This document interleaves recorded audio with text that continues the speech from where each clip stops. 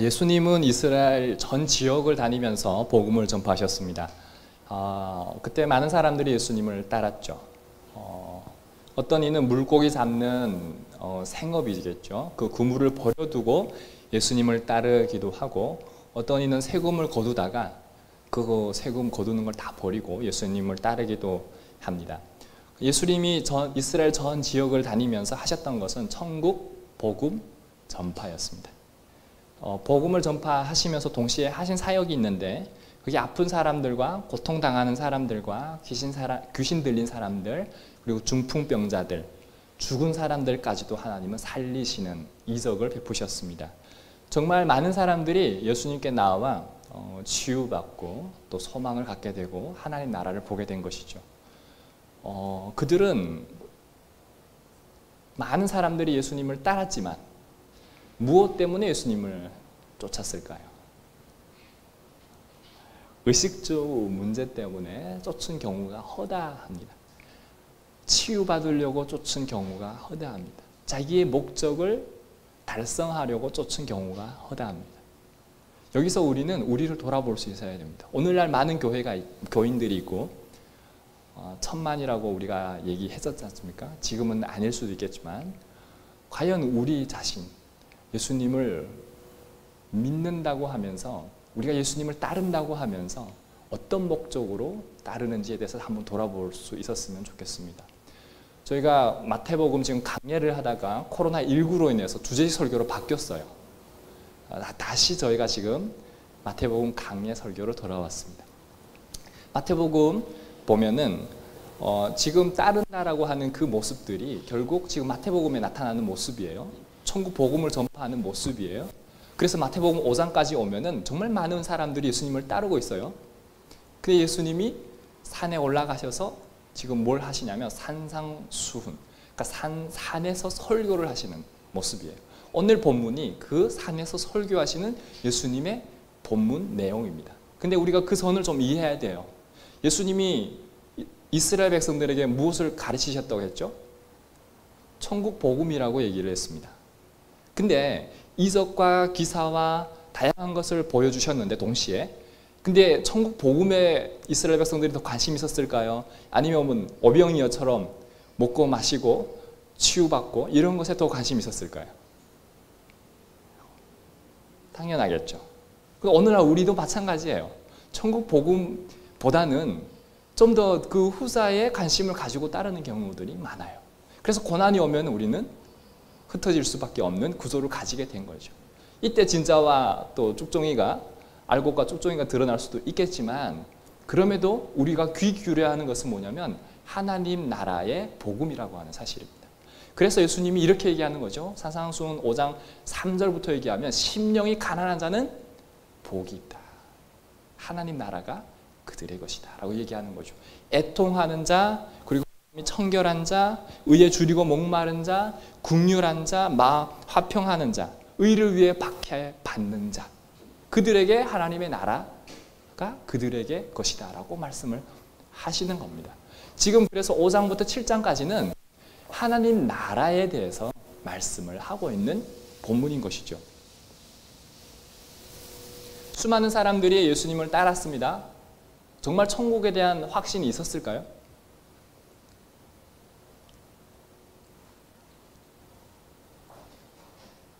여러분들은요, 천국에 대한, 하나님 나라에 대한 분명한 확신이 있습니까?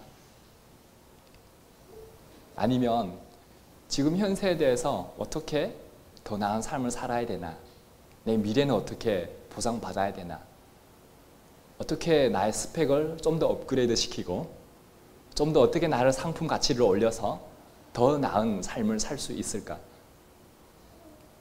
이런 고민을 하고 있지 않습니까? 오늘 본문은 그 고민을 하고 있는 그 이스라엘 백성들에게, 또는 지금 저와 여러분에게 하나님은 말씀하고 있는 것입니다. 그래서 하나님의 백성이 되었으니 하나님의 그 뜻에 순종하라고 말씀하고 있는 것입니다. 그래서 우리는 하나님의 뜻을 분명하게 깨달을 수 있을 때 우리는 하나님과 동행하는 삶을 살 수 있게 되는 것이죠.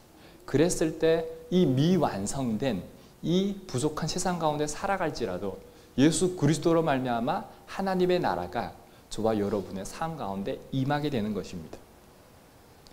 하나님의 통치가, 하나님의 주권이, 하나님의 의가, 하나님의 선하심이 죄악된 우리 가운데에서도 우리를 통하여 하나님이 역사하신다는 사실입니다. 그래서 세상의 법도 중요하지만 하나님의 법, 세상의 법을 우리가 지켜야 되는 것입니다. 그래서 우리가 하나님의 중심, 결국 그 하나님의 마음에 합한 사람들로 정결하게 살아야 되는 것이죠. 그것을 오늘 성경 본문이 강조하고 있는 것입니다. 28절 말씀 우리 함께 읽어볼까요? 28절 말씀입니다. 나는 너희에게 이르노니 음욕을 품고 여자를 보는 자마다 마음에 이미 간음하였느니라. 세상의 법은 겉으로 드러나서 물증으로 잡혔을 때 간음죄가 성립이 되죠. 그러나 예수님은 음욕을 품고 여자를 보면 이미 간음을 했다고 말씀하고 있습니다. 여기에서 음욕이라는 단어는 헬라어로 에피디메오라는 뜻인데 마음을 두다 또는 탐하다의 뜻을 포함하고 있습니다. 그러니까 행동으로 옮기지 않았어도 이미 생각하고 있었으면 이미 범죄가 되는 것입니다. 하물며 이것이 행동으로 옮겨진다면 어떻게 될까요? 그래서 다음 구절을 보면 이렇게 얘기하는 것이죠. 눈, 손, 온 몸이 죄를 범하게 되면 그로 인해서 지옥 가는 것보다 오히려 그것을 찍어버리는 것이 낫다는 은유적 표현을 하고 있는 것입니다. 최근 부부의 세계라는 드라마가 화제가 되고 있습니다. 전 잘 보지 않아요. 시청률이 근데 25% 넘었더라고요.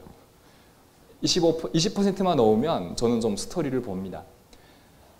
한 가정이 해체되고 유부남의 외도를 통해서 일어나는 사건을 보여주는 막장 드라마입니다. 그러니까 이혼의 여파로 인해서 그 자녀들에게까지 그 영향을 미치는 것을 보게 됩니다. 성경은 죄가 죄를 낳는다라고 하는 것을 분명하게 보여주고 있죠. 근데 미디어에서 여실하게 드러나는 모습들이 그런 모습입니다. 오늘 본문 마태복음에도 해당되는데 똑같이 있는데 누가복음에서 이렇게 말씀합니다. 16장 18절에 보면 무릇 자기 아내를 버리고 다른 데 장가드는 자도 간음하며 무릇 버림당한 여자에게 장가드는 자도 간음함이니라. 이렇게 말씀합니다. 이유 없는 이혼은요 범죄입니다. 이혼은요 하나님 앞에서 범죄가 될 수 있습니다. 간음하지 않았으면 이혼하지 말라는 거예요.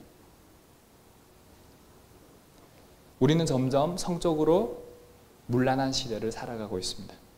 윤리와 도덕이 무너져 있고 공동체성을 배제한 개인주의는 이기주의를 극대화하였고, 그러니까 이러한 어떤 개인 중심의 포스트 모더니즘 사상은 무엇이 선이고 무엇이 악인지조차 분별할 수 없는 그런 저와 여러분이 혼탁한 사회를 지금 살아가고 있습니다.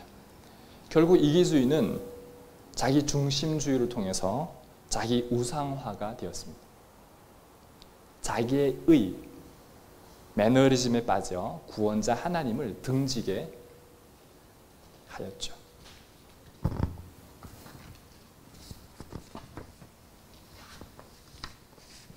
결국 간음이라고 하는 죄의 싹이 우상이라고 하는 간음으로 이어지게 되었고, 그렇게 하나님을 떠난 죄의 모습은 사망으로 이어지게 된 것입니다.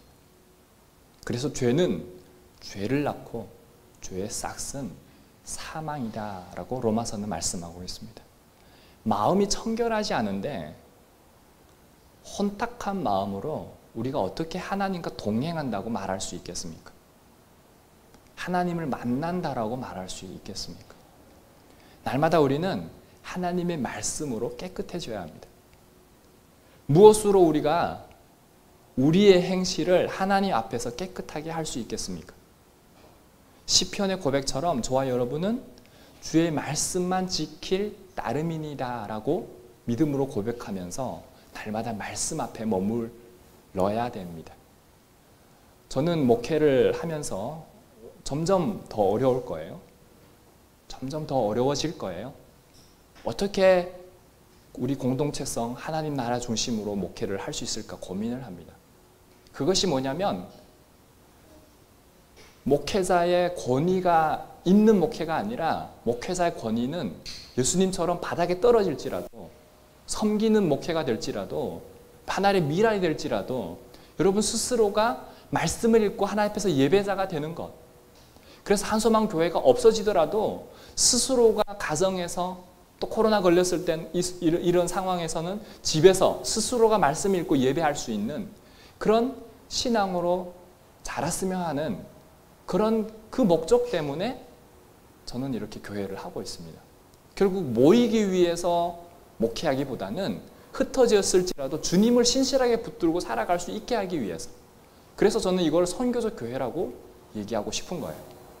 스스로가 말씀 안에서 예배자로서 죄와의 싸움, 하나님과의 동행, 결국 이렇게 하나님 나라의 삶을 이 땅에서 누리지 못한다고 한다면 우리는 이 작은 고난이 와도 넘어지는데, 누군가로부터 사회로부터 이런 고난이 와도 넘어지는데 그 고난이 나에게 직접 당면하게 된다면 어떻게 하시겠습니까? 인간 중심의 사고는 어디까지나 죄로부터 출발합니다. 그래서 성경은 이렇게 얘기합니다. 맹세하지 말라. 자신의 신념이 맹세로 이어지게 되는 것이죠. 그러나 인간 스스로는 머리 한 터럭도 희고 검게 할 수 없는 존재라는 것을 우리는 스스로를 돌아볼 수 있어야 돼요. 연약한 존재라는 것이. 그래서 다수의 어떤 힘의 논리에 의해서 옳다 아니다라고 하는 것은 다 지나가는 거예요. 그럴듯하지만 그것이 진리 되신 그리스도에게로 인도할 수는 없다는 것이죠. 그래서 인본주의에서 시작된 이 이념은 악으로부터 출발하기 때문에 선한 것 하나 없어요. 그래서 사람은 어쩌면 스스로 저와 자신 마저도 믿음의 대상이 아니라 사랑해야 할 대상입니다. 그래서 악을 악으로 이길 수 있는 것이 아니라 하나님의 사랑으로 이길 수 있는 것이죠. 하나님이 우리를 그렇게 사랑하셨기 때문에 그래요. 그래서 오늘 본문은 원수를 사랑하라고 말씀하는 것이죠. 저와 여러분이 하나님 앞에 나아간다면 의로운 것 하나 있을까요? 나 요만큼이라도 좀 의로운 것 같아요. 그런 분이 계신가요? 만약 하나님 앞에 의로운 사람만 나아갈 수 있다면 나아갈 수 있는 사람은 단 한 사람도 없을 거예요. 예수님 외에는. 그러나 죄인된 모습으로 우리가 하나님 앞에 나아갔을지라도 하나님은 저와 여러분을 불쌍히 여기시는 겁니다. 그걸 우리가 긍휼이라고 얘기를 하죠. 하나님이 불쌍히 여기셔서 있는 모습 그대로를 품어주시고 상처를 싸매주시고 눈물을 닦아주시고 용서하시고 사랑하시는 것이죠. 예수님이 그러셨듯이 천국 백성인 저와 여러분에게도 예수님은 그렇게 하라고 말씀하시는 겁니다. 저희가 함께 읽어볼까요? 39절에서 42절 한번 띄워주시면 좋겠습니다. 39절에서 42절 시작. 나는 너희에게 이르노니 악한 자를 대적하지 말라. 누구든지 내 오른편 뺨을 치거든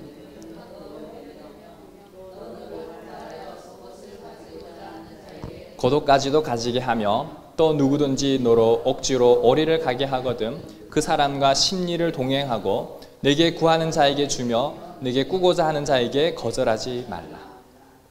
예수님이 오른뺨을 치면 왼편 뺨도 돌려대셨습니다. 저와 여러분의 제가 예수님을 십자가에 못 박게 했음에도 불구하고 예수님은 십자가에서 저들의 죄를 용서해 달라고 기도하십니다. 우리들이 죄에 대해 응벌을 저희들이 당해야 했지만 예수님이 그 십자가에서 당하시게 된 것입니다.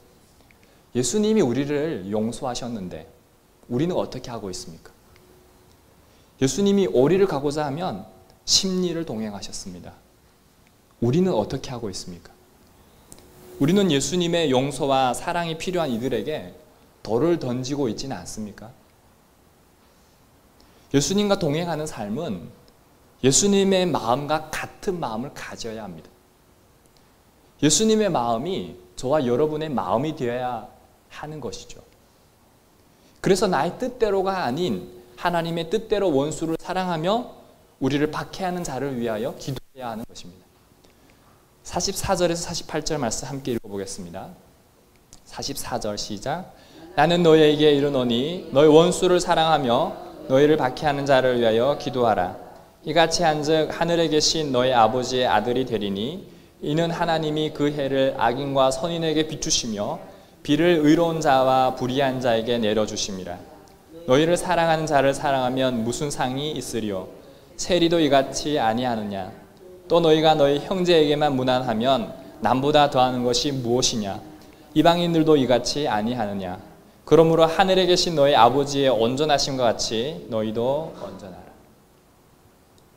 사랑하는 성도 여러분, 하나님은요 해를 선인과 악인에게 비추십니다. 하나님은요 비를 의로운 자와 불의한 자에게도 하나님은 동일하게 내려 주십니다. 그래서 요한복음 3장 16절 말씀처럼 하나님이 세상을 이처럼 사랑하사, 그 세상을 이처럼 사랑하사 안에는요 북한도 포함이 되어 있고 남한도 포함이 되어 있고 전 세계 우주 모든 것이 하나님 그 안에 담겨져 있습니다. 그래서 하나님이 우리에게 독생자를 주셨으니 이는 저를 믿는 자마다 멸망치 않고 영생을 얻게 하려 하심이니라. 예수 그리스도에게 나오는 누구든지 예수님을 믿음으로 말미암아 구원을 얻게 되는 하나님이 놀라운 복음, 굿뉴스를 우리에게 주신 것이죠. 그래서 우리는 그 신실하시고 의로우시고 자비로우신 하나님을 우리는 날마다 끊임없이 그분과 동행해야 하는 것입니다. 그 하나님이 우리의 하나님 아버지입니다. 우리의 하나님은 완전하십니다. 그 하나님이 완전하기 때문에 그 하나님이 오늘 우리에게 이렇게 말씀합니다. 완전해라. 완전해라. 어떻게 완전할 수 있습니까? 하나님의 말씀의 뜻을 쫓아서 순종하며 살아갈 때 우리는 완전할 수 있습니다.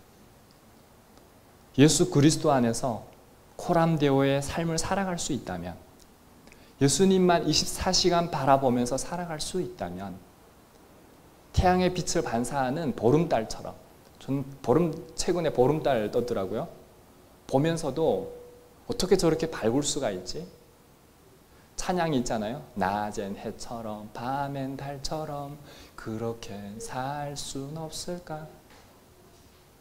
정말 이 우리 믿음의 선조들이 끊임없이 자연을 보면서도 예수님을 닮아가려고 했던 이 찬양의 가사가 정말 우리의 마음을 이렇게 적시게 하는 것 같습니다. 그래서 우리는 정말 예수님을 닮아가기 위해서 매일매일 우리는 하나님 앞에 나아가야 되는 것이죠. 예수님을 믿어도 넘어질 수 있습니다. 날마다 넘어질 수 있어요. 아픔이 찾아올 수 있습니다. 고난이 찾아올 수 있습니다. 근데 중요한 거는요, 그 넘어진 그 자리에, 아픔이 있는 그 자리에, 고난이 있는 그 자리에 예수님이 함께 하신다는 사실입니다. 예수님이 이렇게 말씀하시죠. 아프냐? 나도 아프다. 내가 너를 도와줄게. 히브리서 2장 18절 말씀은 이렇게 말씀합니다. 그가 시험을 받아 고난을 당하셨은즉 시험 받는 자들을 능히 도우시느니라. 다시 일어나십시다. 예수님을 바라보면서 고난 속에 믿음 잃지 않고 다시 한번 우리가 예수님과 동행합시다. 예수님이 완전하시고 전능하시고 정말 그 하나님이 내 하나님 아버지라고 한다면 우리는 좌절하고 낭망하고 넘어져서는 안 됩니다. 그러하다 할지라도 다시 우리는 하나님 앞에 나와 예배자의 모습으로 다시 한번 하나님의 말씀으로 다시 한번 그 하나님 붙들고 기도해야 합니다. 이 땅에서도 그러할 때 죽어서가 아니라 이 땅에서도 하나님 나라의 풍성한 삶을 저와 여러분이 누릴 수 있습니다. 이번 한 주간도 여러분들이 저와 여러분이 하나님의 말씀으로 스스로가 삶의 자리에서 말씀 붙들고 예배자로 하나님을 바라보면서 다시 한번 그 하나님이 나의 하나님이 되고 이 고난의 이 문제가 하나님으로 인해서 능히 이길 수 있도록 하나님 도와달라고 간절히 기도하면서 날마다 승리하시길 바랍니다. 이 시간 사랑합니다.